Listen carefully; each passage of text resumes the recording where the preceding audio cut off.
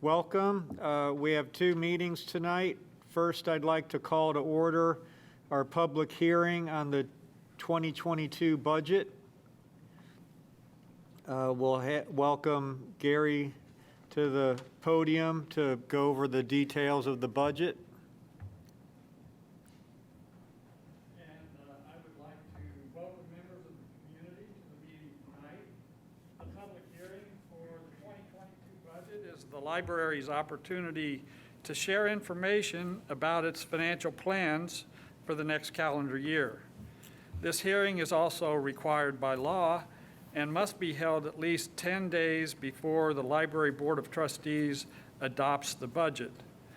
The adoption of the budget will take place at the October 20th board meeting.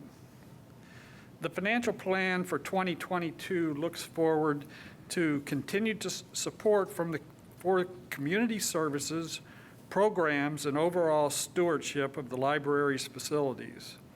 Along with significant investment in the Southwest branch, as planning and preparation for opening day services will be carried out, the budget plan will provide support to meet these critical strategic goals. Provide free and equitable access to information, materials, and services. Support reading, lifelong learning, technological literacy, and other essential life skills. Facilitate and promote inclusive, diverse, and respectful dialogue in safe and welcoming spaces. Adapt and respond to community and partner needs. The tax rate data chart shows that assessed value in Monroe County increased to about $8.36 billion for 2022, which is about a 6.05% increase. When the assessed value increases at a higher rate than the growth quotient was 4.3% this year. So when the assessed value grows at 6% and the growth quotient is less, that causes the tax rate to drop. So this is good news for taxpayers. The library tax rate in 2022 will be 9.25 cents per $100 of assessed value, compared to last year when it was 9.42 cents.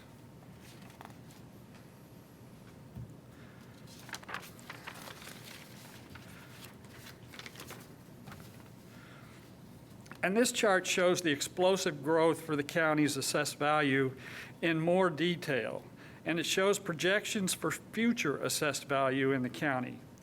We're estimating net assessed value for 2022, or we were estimating for 2022, the net assessed value to be at about $8 billion.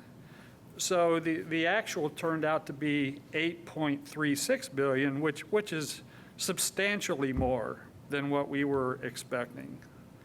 And by 2026, we're estimating assessed value for the county to be at about $9.25 billion.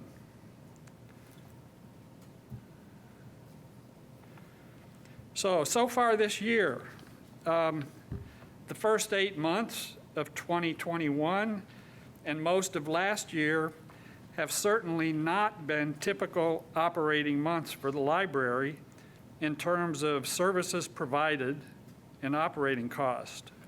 Reduced services and hours have resulted in reduced costs for wages and other operating expenses.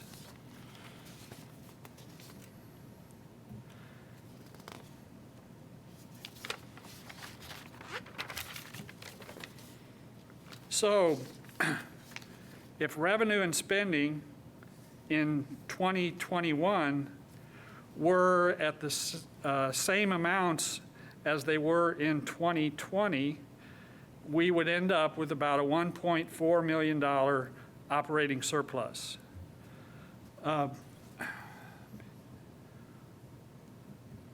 So this chart shows that spending is down so far this year, $5.5 million approximately for this year, compared to about $5.8 million last year so far. And then revenue, last year we were at about 5.6 million. This year we're about 6.3 million. So with spending down and revenue up, that's why we're projecting a $1.7 million surplus this year.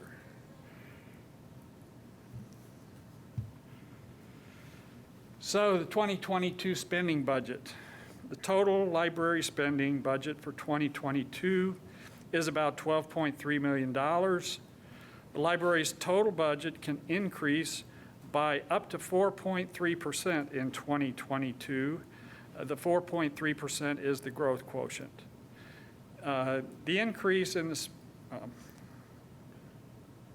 so just looking at the operating fund portion of the budget, the increase over last year's budget is about 7%.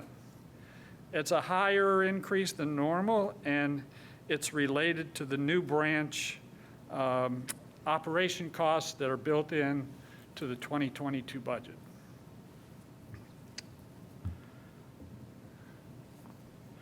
For revenue, revenue from property taxes will increase by the amount of the growth quotient, which is 4.3%. So revenue from property taxes in 2022 will be a little over $7 million.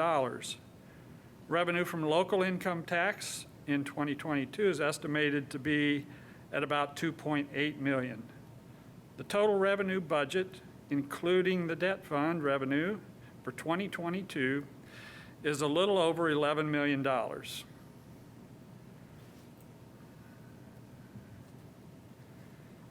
And this slide is a look at the long term.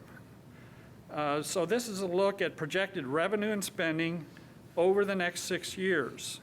It shows an estimate for Southwest branch operating cost in 2022 of $250,000, and this is mainly for wages. Then in 2023, the Southwest branch operating cost estimate for the full year is $700,000. And then by 2027, the branch costs are nearly $800,000 a year.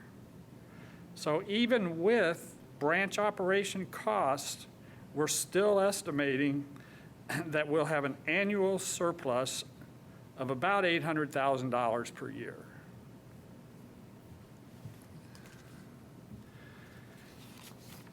And finally, now that we have the construction bids, we can estimate the total Southwest branch project cost to be about $13.4 million. We're in good shape to cover those costs with the $6 million from the bond sale, Friends of the Library pledge of $650,000, and cash that has accumulated over the last several years in the rainy day and LRF funds. Available funds are more than the estimated project cost by about $60,000 at this point. So now I'm going to open it up for questions. Is it typical to put in the budget for the new branch things like heating costs and repairs and things like that? Okay. Yes, it is. Okay, so that's included in that. Perfect, okay. Yes. Thank you. Any other questions for Gary? How in the world has the assessment gone up 12% Yeah, over the last 2 years? Nearly $1 billion in the last 2 years. How does that happen? Yeah, that's, well, Price of wood. I don't have That's an like answer for 20 you, times. but I'm not complaining. It's at least 10 times the increase in 2014. Yeah, how long can this last? No.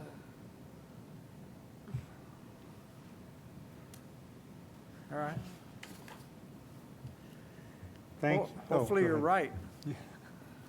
Hopefully that's all correct. Thank you, Gary. You're welcome. And now it's time for public comment on the 2022 budget. If there are any public who would like to address the board on that matter, please come to the podium, state your name, and share your thoughts.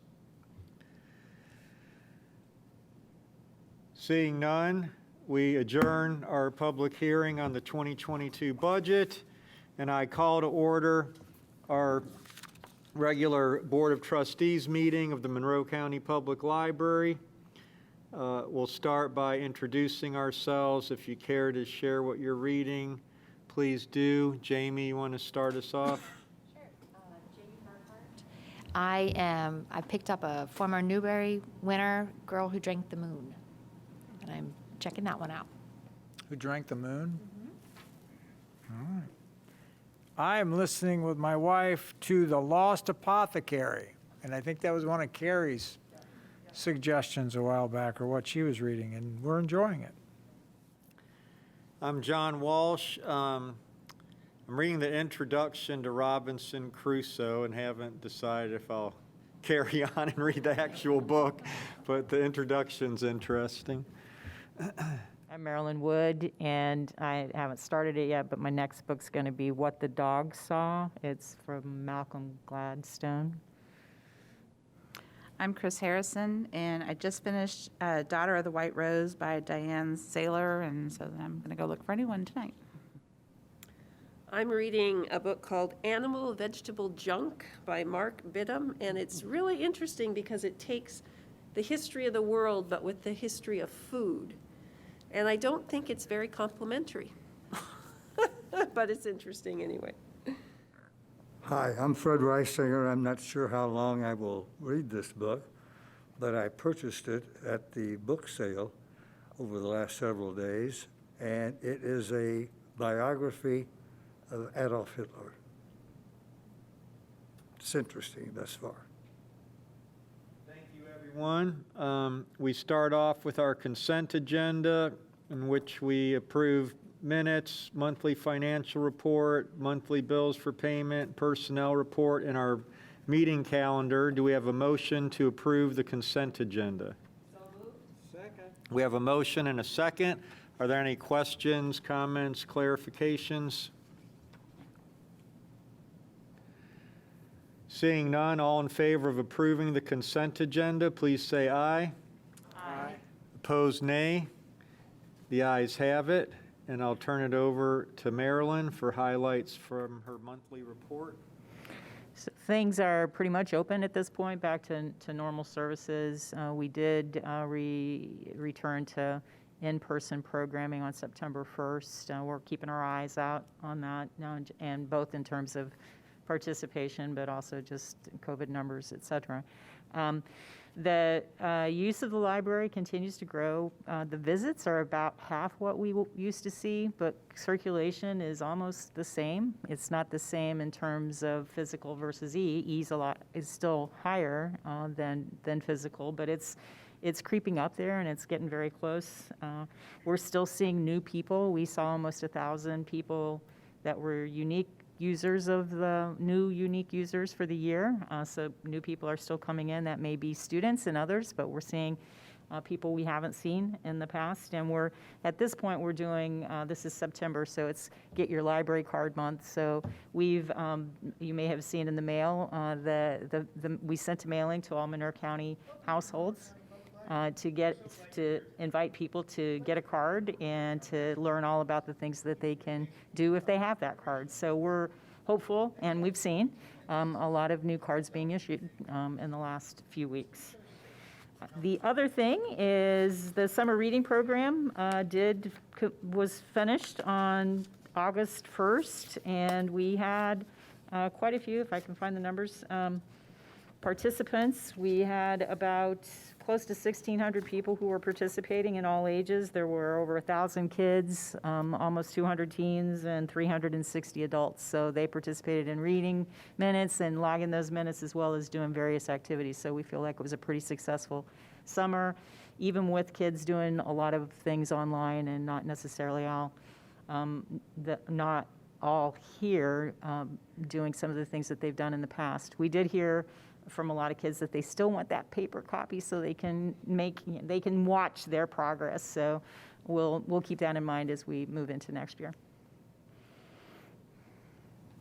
Question. So the programs now that you're having in person, are you seeing less people generally than because of people need to social distance and Yeah, some and just people are still overall. nervous? Yeah. and- I think we've heard people that are very excited that we're returning Of to them and course. some that are here, but not everyone is coming. And we did move the story times to the auditorium instead of in our program room so that we could give everybody greater distance, and it's a nice space to do that.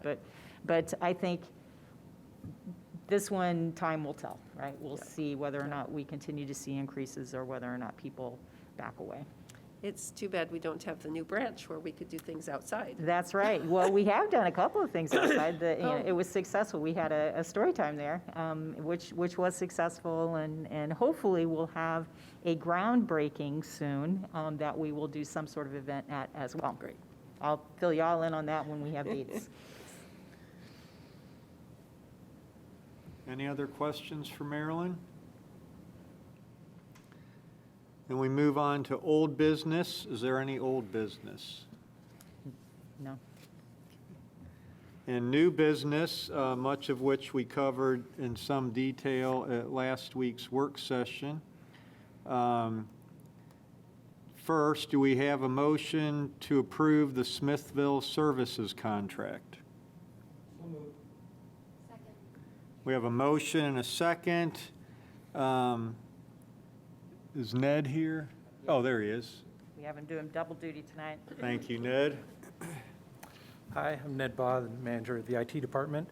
The contract you're looking at tonight is for our Intranet. Smithville is our ISP. Our last contract was a 3-year contract that ends this year, and so the rates that you see in front of you are for 60 months or 36 months.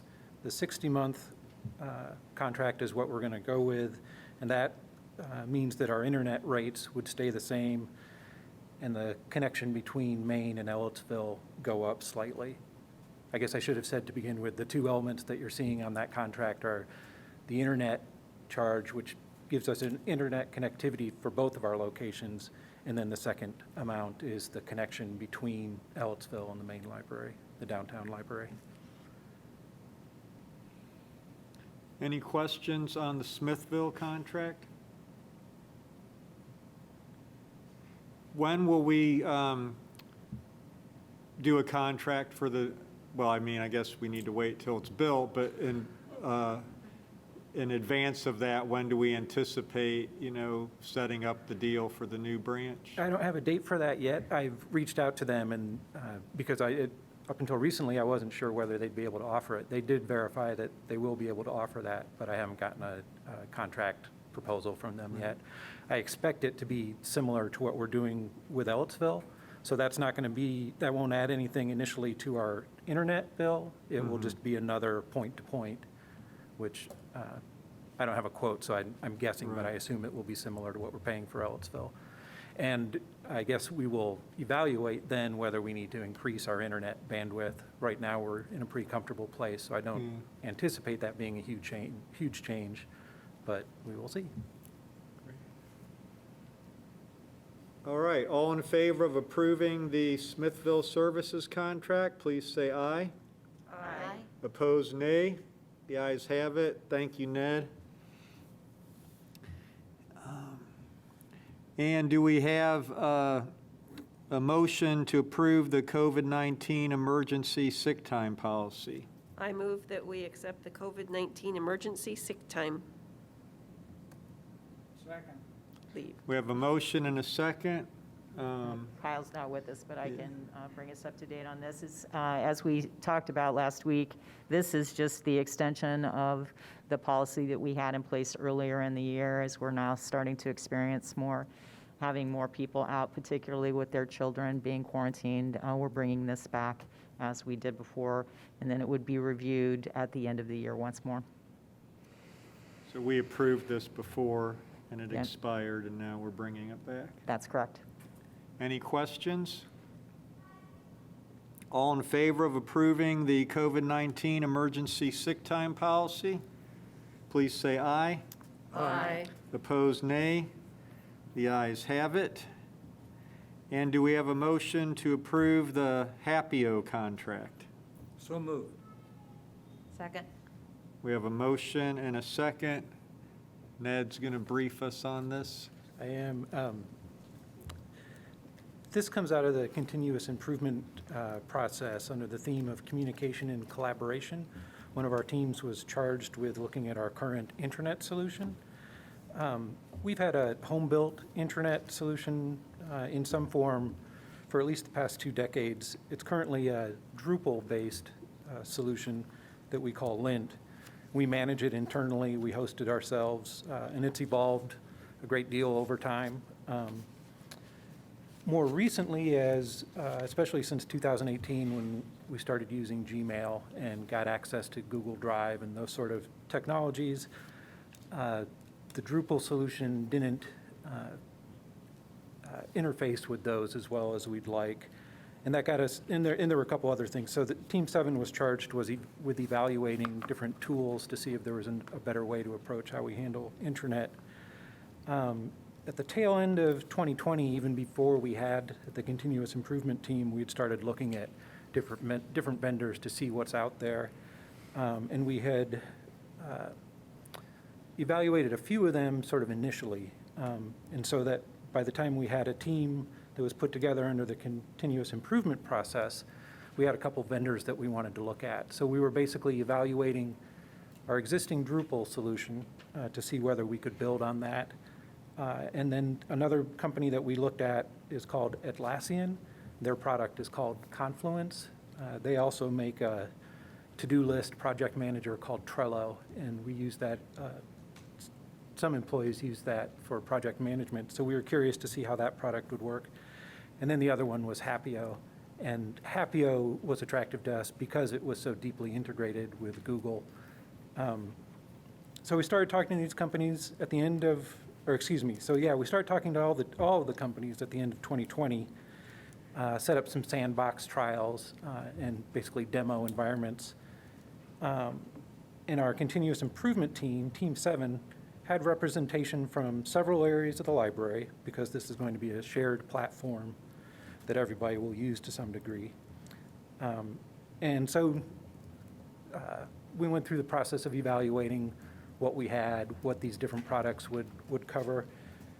And the team pretty unanimously and strongly thought that Happio was a really good fit, mostly because it's a very intuitive and familiar interface, and the team found it very easy to get into and start using right away, even before we'd had any formal training.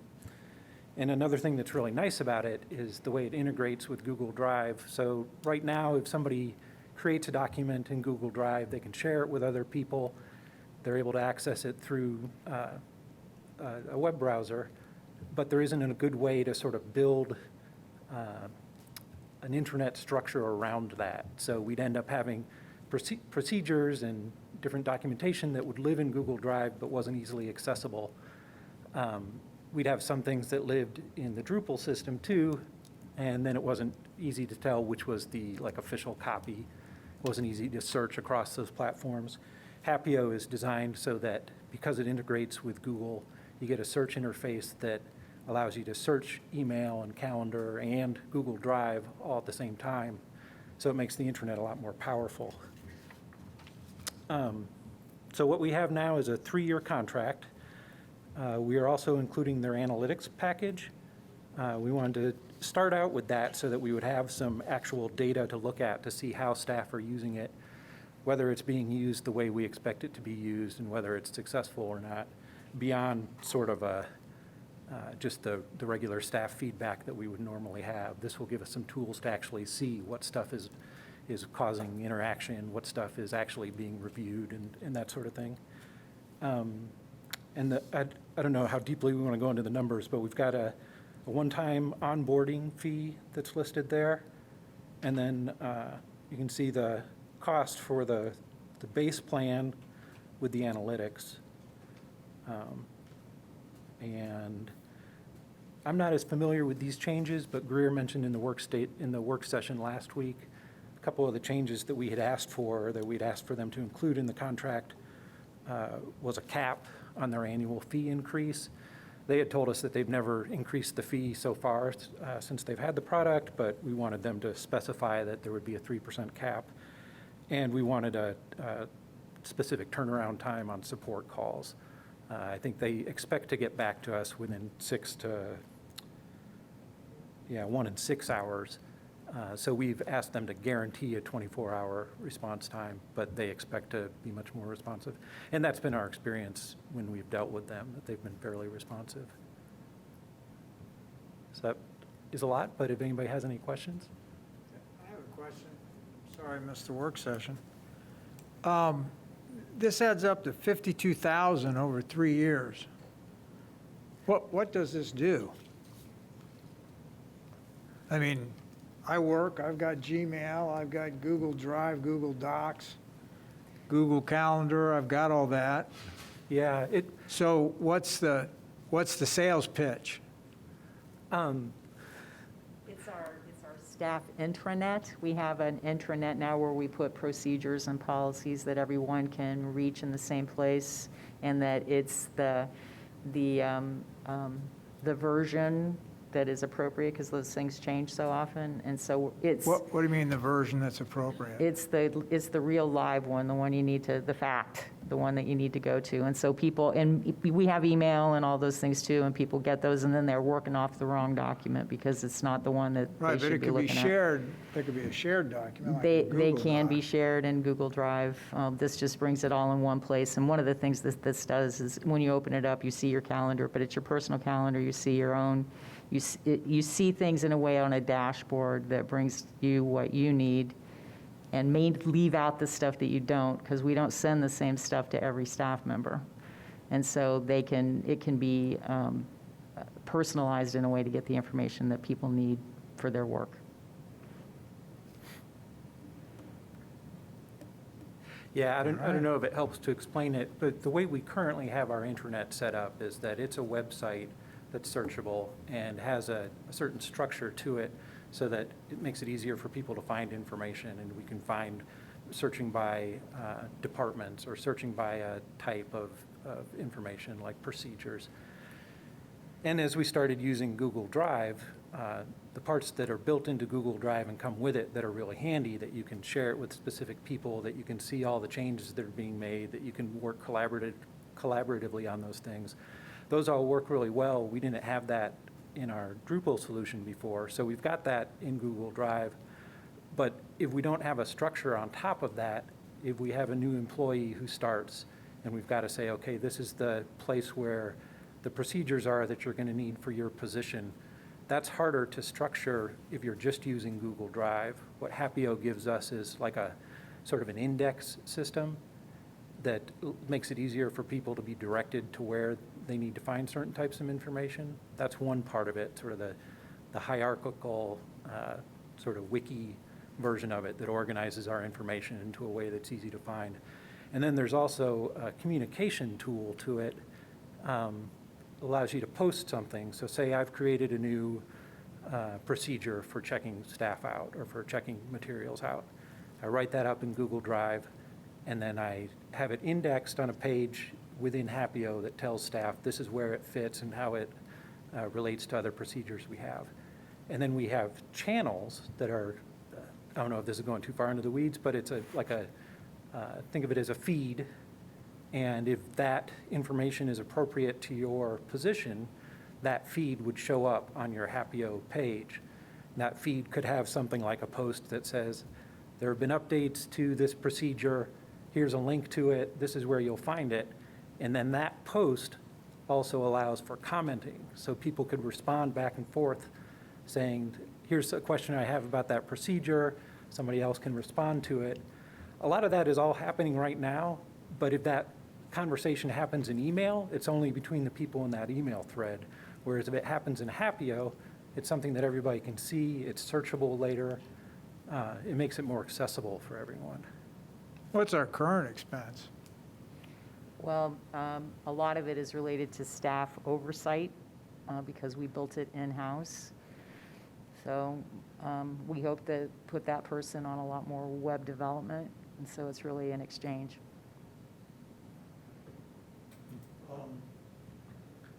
I was intrigued by the very name itself, the fact that it started out in Helsinki, Finland. I thought, that's interesting. So I did a little bit of search on it. And I am going to vote yes, let's go for Happy O, because I saw some of the other libraries around the country, and there are some very large ones, San Francisco and many others. And after I read about it and did some searching and asked for reviews, I don't think there was a negative review in the list.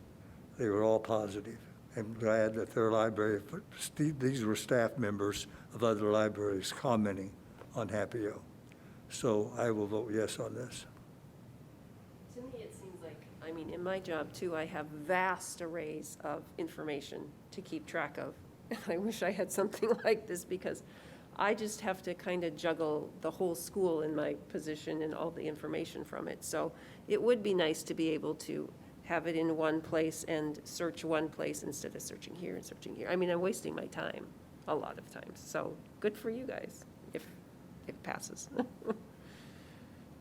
agree, coming from a school vantage point too, where you're dealing with numerous different people putting things into Google Drive and putting it in different places in Google Drive, and even searching Google Drive, sometimes I still can't find what I'm looking for. So yeah, I can see where the benefit would be to have everything streamlined in one place with one searchable platform to hopefully make things more unified so that it's not as challenging to navigate as Google Drive is. Other comments or questions?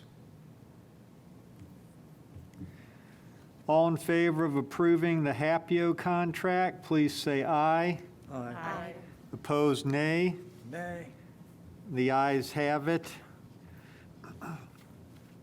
And next, do we have, we're going to do these as two separate items, the construction bid and the contract for the Southwest Branch.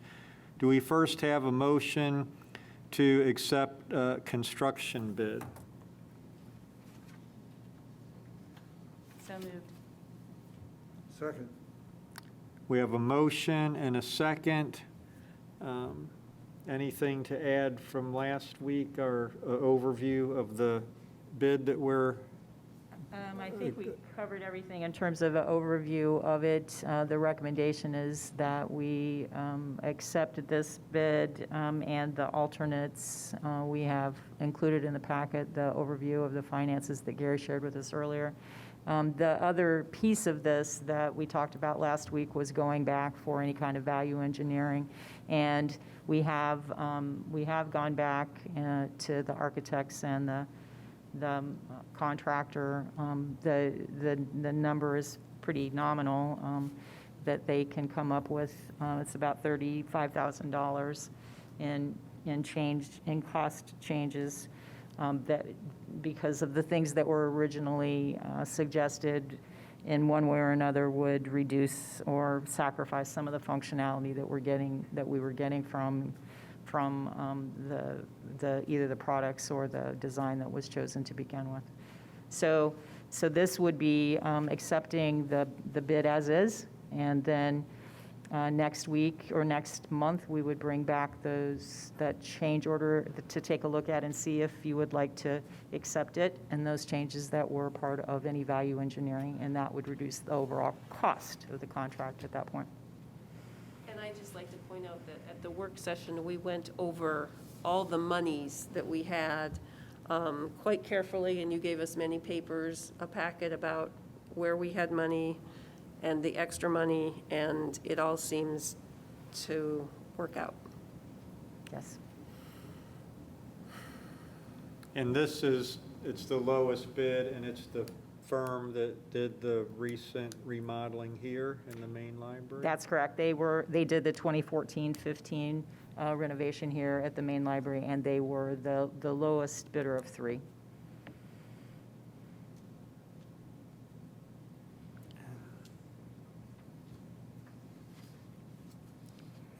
What again? I've lost the name of the firm. Strasser, Oh, Strasser, okay. which is a local company. Yeah.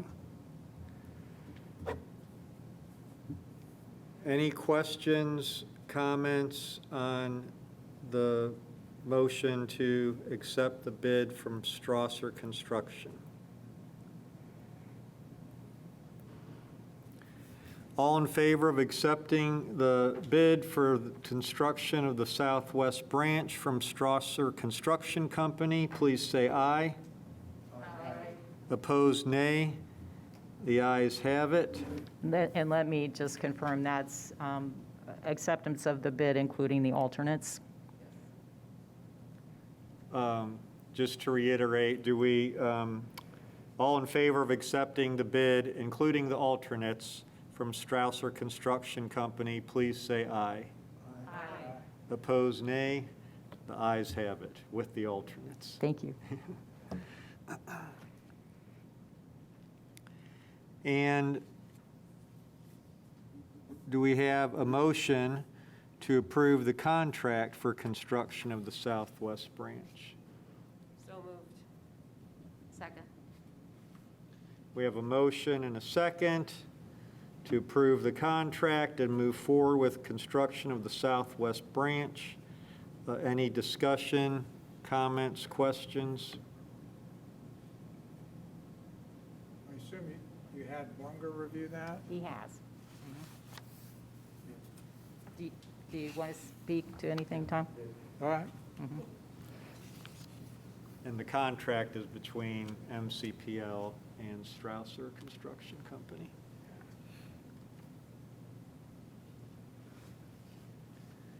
All in favor of approving the contract for construction of the southwest branch between MCPL and Strasser Construction Company, please say aye.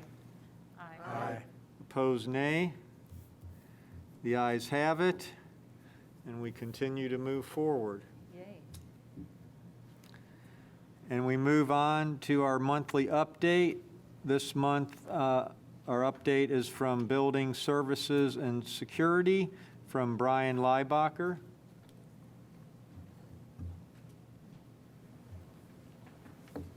Good evening. Welcome. Thank you. Sorry, I'm losing my voice today.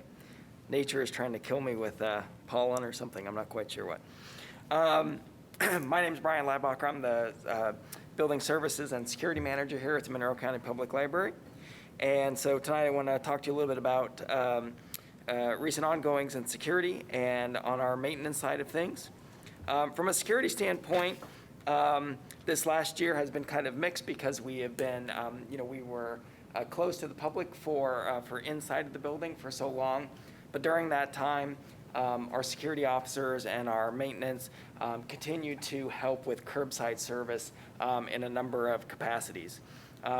Since we have reopened to the public in February, the majority of our security interactions have been with the public on mask enforcement issues, but the majority of those are just kind of gentle reminders of mask enforcement.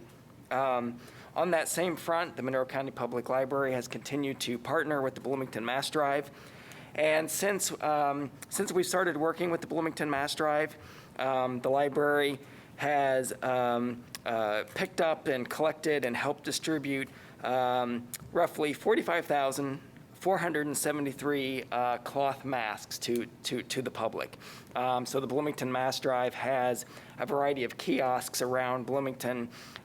We, by far, have been their most successful, their busiest location, again, with over 45,000 cloth masks being distributed here from the library. On the maintenance side of things, since I was here last year, there was one outstanding item that we had not completed at that point in time from our 2020 list, which was the replacement of the exterior teen door at our teen center. That has been completed.